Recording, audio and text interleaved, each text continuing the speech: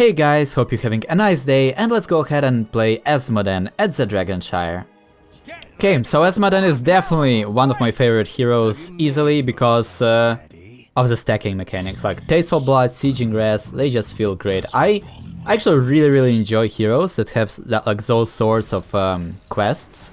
The things that you can just like power up your hero over the course of the game, not just by leveling up, but like also in some of I don't know, like you put some effort in, right? And then it pays off.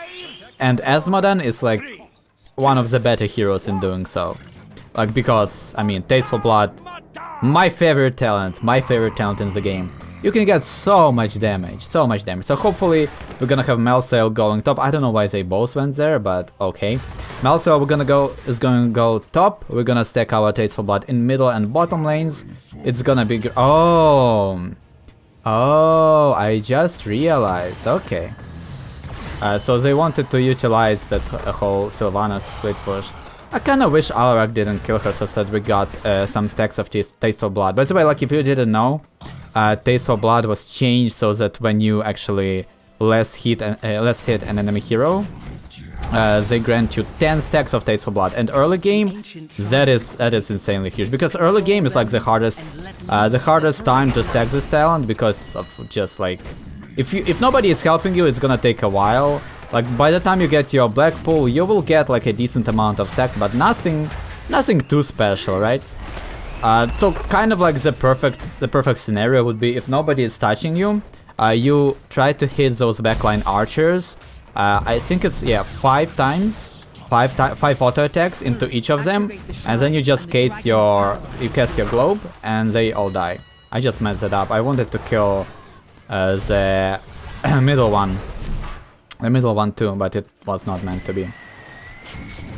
Yeah, this is gonna be annoying dealing with Sylvanas as Azmodan. Like most of your push kind of comes from your General of Hell, and the fact that I don't know why he was going back in the first place. He's full health and full mana, but for some reason he wants to go back. What can I do about that? We have 12 stacks of Taste for Blood. I mean, that's not great, but early game, like as I said before, if we are not getting any help whatsoever, and like we can't be like trying not to lose our lane and getting a decent amount of stacks at the same time. We need to focus on one or another, and that would mean that we might die or things like that. And I don't want to be dying. I definitely don't want to be dying. So Melsail is just going to die. I mean, that works. And then he's gonna ping me because I didn't help him. Oh, quick matches. Okay, we're gonna go for... I think I'm gonna go for Gluttony. No, actually, I'm just standard Army of Hell.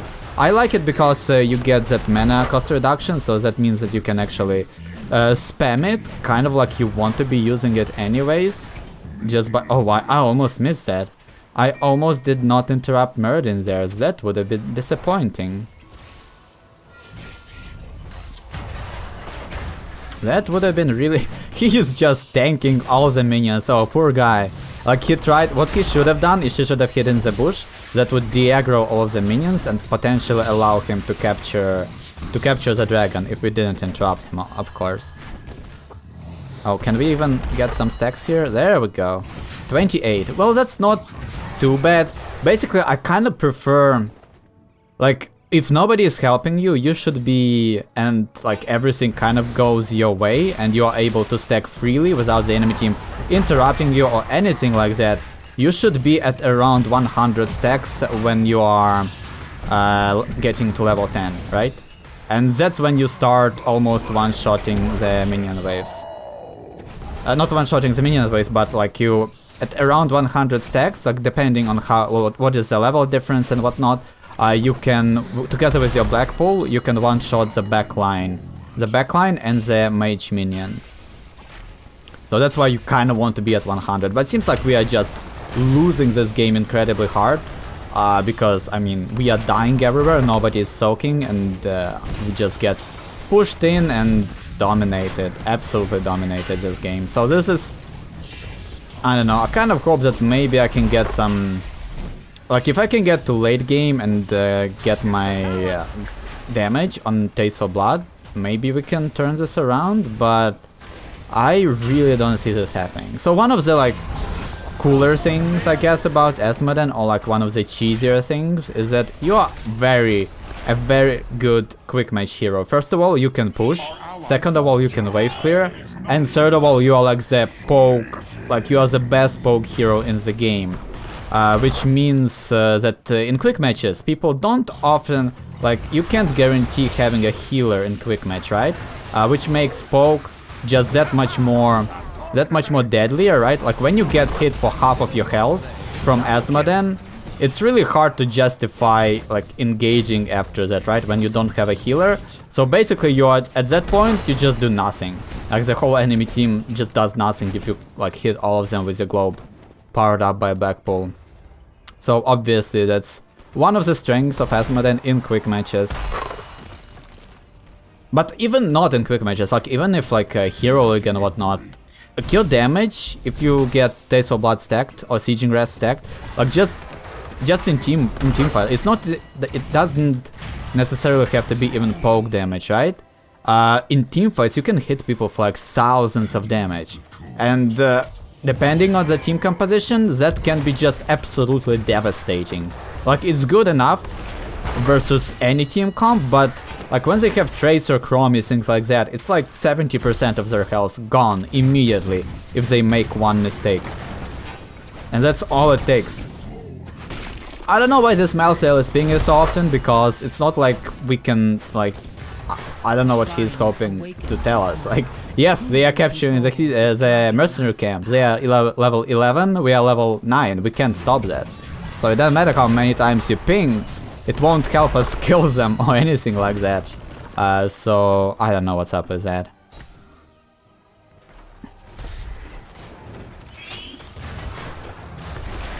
Maybe we can get something done here with Ala. Oh no, there's a Valera. Of course there is a Valera. Why wouldn't there be a Valera? So we are like at 78 stacks right now.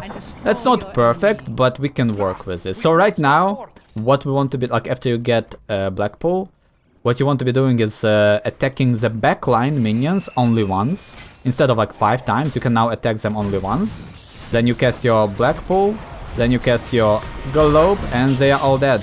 So that's great. Maybe I should have hit Sylvana there so that we could kill her. That would be 10 stacks too. So that's the other cool part about this whole change about Taste for Blood, is that you... Oh my gosh. Oh, that was so close. Is that previously you only had, like, you had to only less hit minions, right? And that means that very often when your team would need you, it would actually be better for you not to help them and be like a greedy Azmodan and just stack up your Taste for Blood, right? But now it's actually worth helping your team, because 10 stacks, like 10 stacks of Taste for Blood, that's huge. That's 5 minion kills. So it's definitely, and you get a kill on top of that, so obviously you want to be utilizing that. Like you don't need to be super greedy right now as Azmodan to finish up your stacks, and that was actually a big change that I was really happy about as Azmodan player, for sure. So we're gonna weaken that up, let's weaken up this melee minions a bit, and just kill all of them. There we go. Now the stacks are rolling, 122. So 122, that should be more than enough to just one-shot like the archer minions. The problem is that we are level 11 versus level 14. And that level difference might be what prevents us from getting the instant wave clear that we are looking for here. Nope, we are still one-shotting them. Okay, that's good to know. That's good to know. So maybe we can help Alarak capture this. I mean, if she... Oh, good job by Alarak trying to punish her instantly. That's exactly what we needed there, but sadly the tower was captured, top one, so he wasn't able to capture the Dragon Shower after we bullied Sylvanas out. I tried to do damage, it did not happen. She was gonna stun me. Oh no, she silenced me. Okay. I was kind of a little bit more afraid of the stun because of the Meriden follow-up, but I guess she just wanted to try and kill me. Okay, as Azmodan, you need to stay as far away from Malsail as possible. Not only he hurts you a lot, because of your maximum health, but also you heal him a lot because of your... Yet again, because of your I won't even interrupt that, like we won't be able to stall this long enough, so I'm just gonna let them have the Dragon Knight right now when it's slightly weaker. Rather than trying to stall this, and like the level difference is so huge that we would just slowly lose. Okay, I'm gonna go for Hellforged Armor. Man, this is hard. Like we just... Our team is kinda bad. Like I hate saying that because, I mean, like... There are probably bad players on both sides, right? So like complaining like that doesn't really help or anything like that, right? So I hate doing this, but our team is absolutely awful. Like people are kind of clueless about what needs to be done, and myself included. Like I don't know what I need to do here to... Like when when Diablo lands his ultimate and then he decides to save Valeera after that, I don't know what I'm supposed to do there in order to save that. I'm sorry.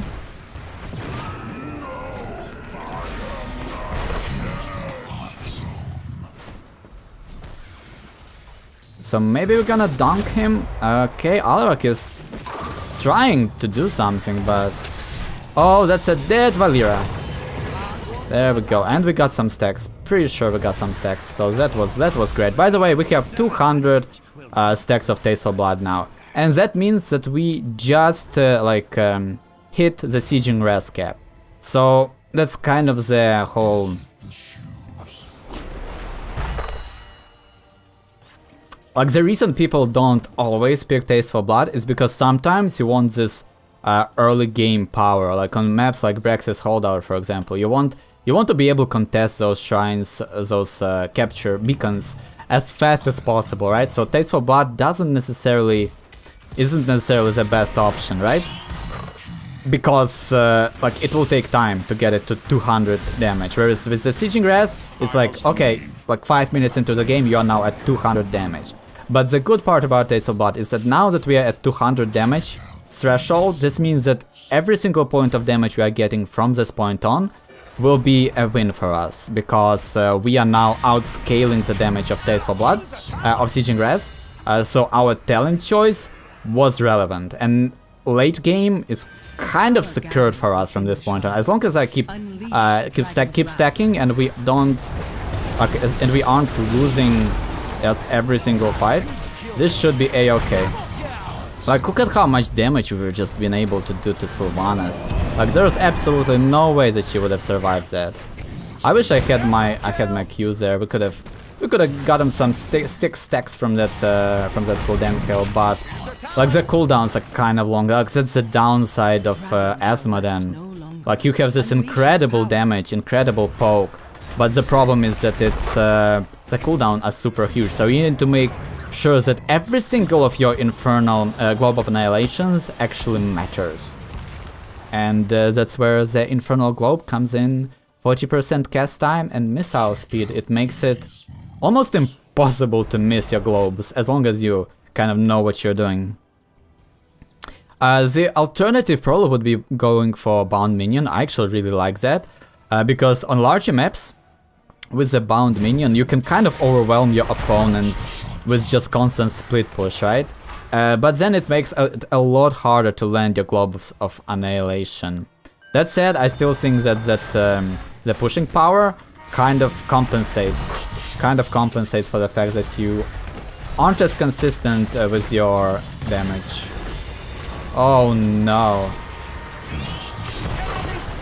Please help me, Alarak. We can kill him.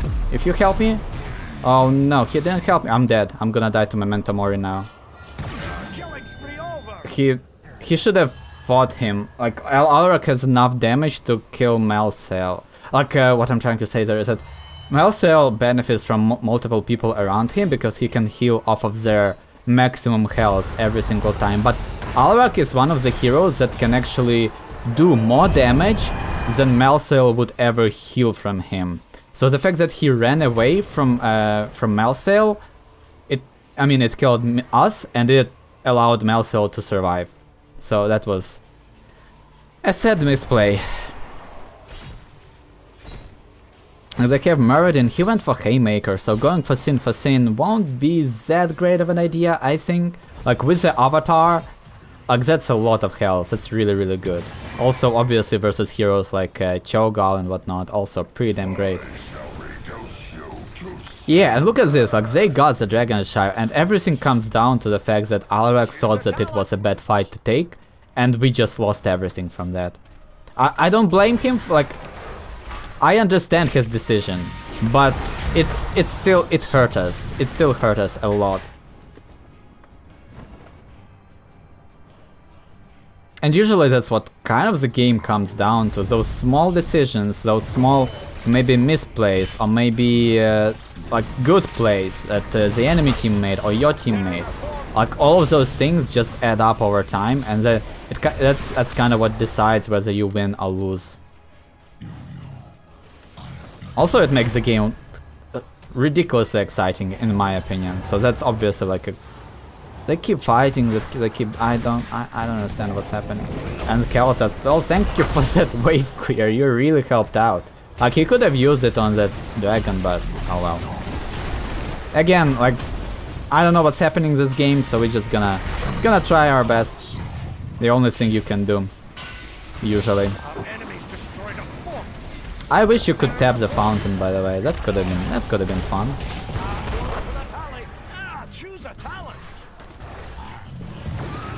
Okay, we're gonna have Bolt of the Storm now. This means that we aren't going to be dying too often.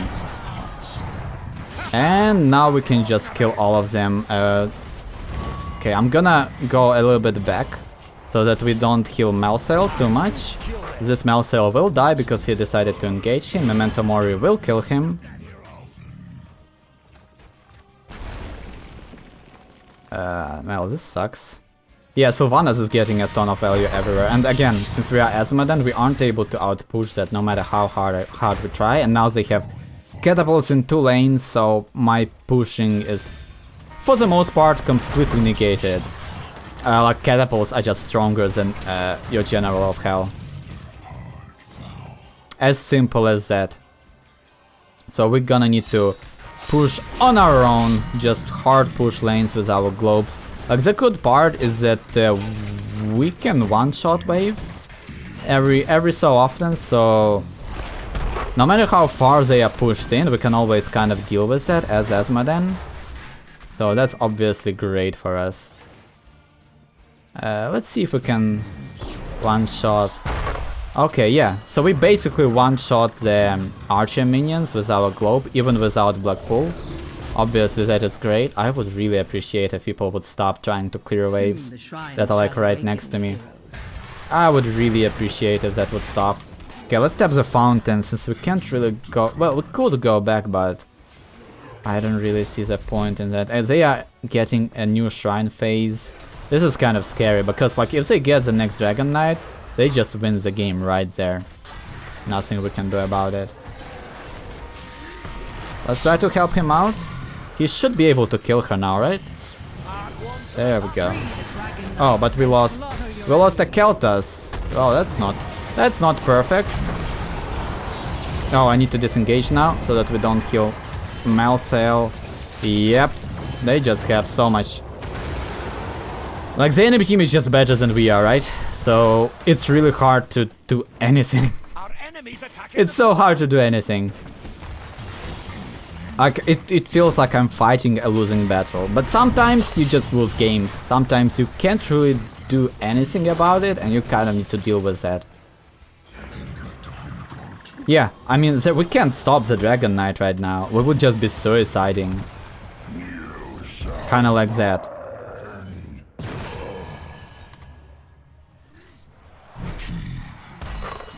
Yeah.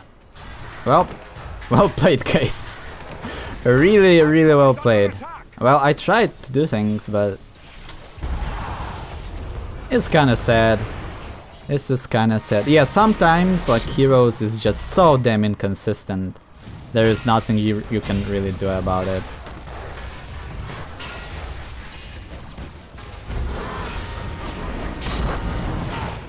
Hey, we killed Valera though. We killed Valera and that's all that matters. Well, we got a ton of XP for our team. We were pushing all the freaking time, almost top hero damage, but it's just not enough. MVP. And yeah, like people were just charging their Malsail all the time, and he was just dominating them. He was just just like, why are you engaging him like that? You want to crowd control him and like basically never engage Malsail as a tank when he is at full health. Like that's not gonna work out for you that well unless you have immediate follow-up from your team. He will just heal off of you and you will die in the process. And we had Diablo Malsail all just trying to kill the enemy Malsail because apparently that's what you do. Not the best idea. Nobody was really playing around our team comp. Like people were just brawling all the time and we couldn't really do that because the enemies had better brawling setup. Like they had Valera, Fear from Gul'dan, Muradin to set up good engages, and then Silence from Sylvanas. And we had Diablo who... we get Diablo, I mean Keltas is kind of decent, but he gets completely destroyed by Valera and whatnot. So he wasn't really able to do much, right? We had to poke. Like our team should have just allowed me to maybe poke the enemy team when we needed to. Instead we were just constantly fighting and fighting and fighting and dying. And like after your whole team dies, it doesn't matter how much damage you do, you can't stop the Dragon Knights, right? That's kind of what happened here. But hey, that was at least an educational experience, right? So if you enjoyed the video, consider subscribing. As always guys, thank you so much for watching and see you next time.